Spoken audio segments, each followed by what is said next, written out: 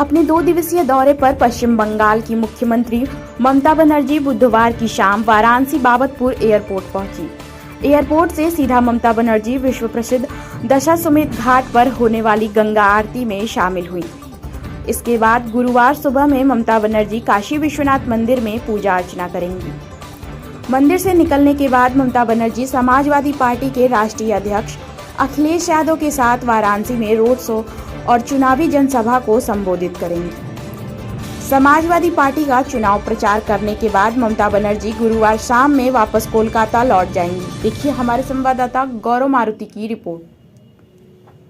आप देख सकते हैं कि हमारे सामने ममता बनर्जी, पश्चिम बंगाल के मुख्यमंत्री ममता बनर्जी का आगमन वाराणसी में हो चुका है और वो वाराणसी के गंगा घाट में गंगा आरती में सम्मिलित होने के लिए वाराणसी में आ चुकी हैं।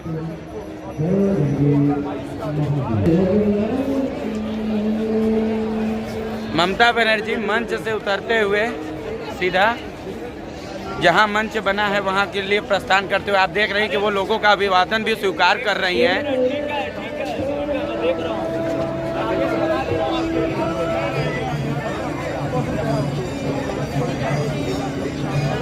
ये उत्तर प्रदेश विधानसभा चुनाव में दूसरी बार ममता दीदी का आगमन हो रहा है। पहली बार वो लखनऊ आई थी जहां पे उन्होंने अखिलेश यादव के साथ प्रेस कॉन्फ्रेंस किया था और उसके बाद आज प्रधानमंत्री नरेंद्र मोदी के गढ़ में ममता बनर्जी का इस तरह आगमन उत्तर प्रदेश की सियासत में कितना बड़ा उलटफेर कर सकता है ये तो आने वाला वक्त ही बताएगा।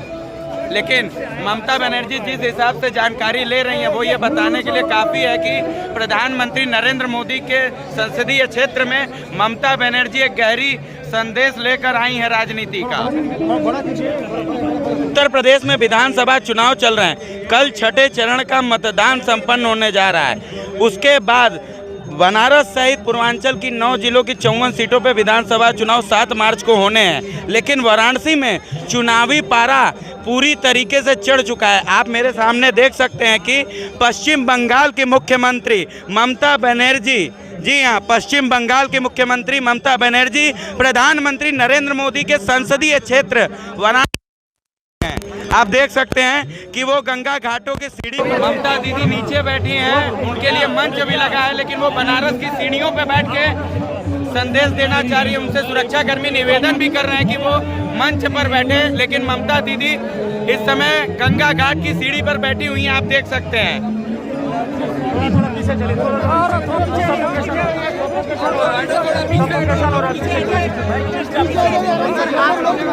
समाजवादी पार्टी के राष्ट्रीय उपाध्यक्ष किरण में नंदा भी पहुंच चुके हैं। समाजवादी पार्टी के राष्ट्रीय उपाध्यक्ष किरण में नंदा ममता बनर्जी के साथ इस समय गंगा घाट के सीढ़ियों पर बैठे हुए हैं। प्रधानमंत्री नरेंद्र मोदी के संसदीय क्षेत्र में इस तरह से ममता बनर्जी का आगमन एक बहुत ही बड़ा राजनीतिक संदेश छुपा रखा है अपने आप में।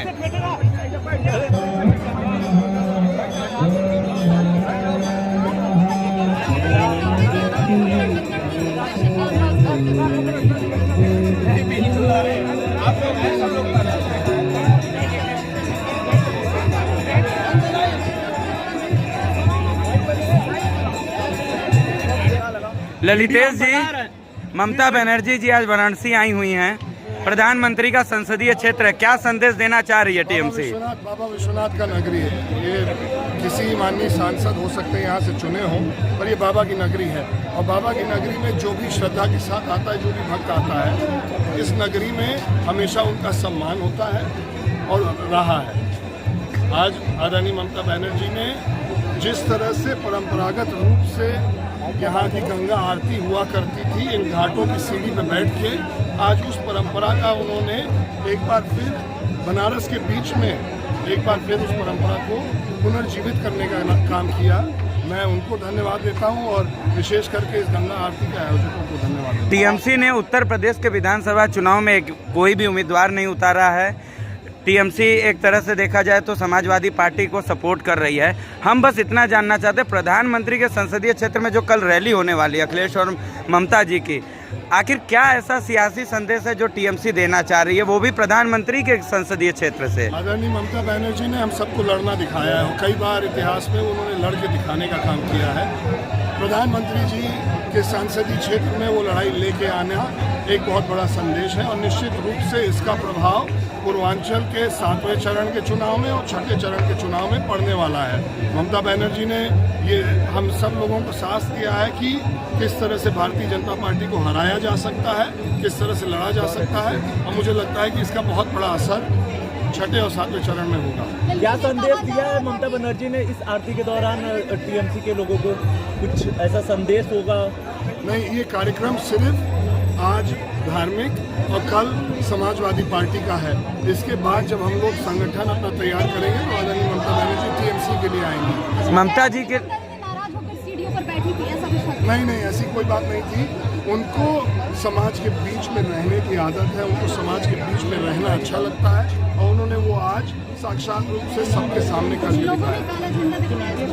मैंने पहले ही कहा था कि ये काशी की परंपरा नहीं रही है। इसके लिए मुझे लगता है कि जो काशीवासी हैं, किसी भी दल से जुड़े हों, किसी भी धर्म से जुड़े हों, उनको इस बात का कष्ट होगा कि अगर बनारस दर्शन करने कोई आ रहा है, इनके साथ इस तरह का व्यवहार किया जाए, तो मुझे लगता है ये काशीवासियों के लिए एक बहुत कठिन दौर है और हम लोगों को बहुत कष्ट है इसका व्यक्तिगत। कल अगर बीजेपी जिस तरह से ममता जी आज सीढ़ी पे बैठी, अगर बीजेपी इसे चुनावी स्टंट बताती है तो टीएमसी का क्या रुख होगा इस पर? भारतीय जनता पार्टी चुनावी स्टंट की मुखिया है।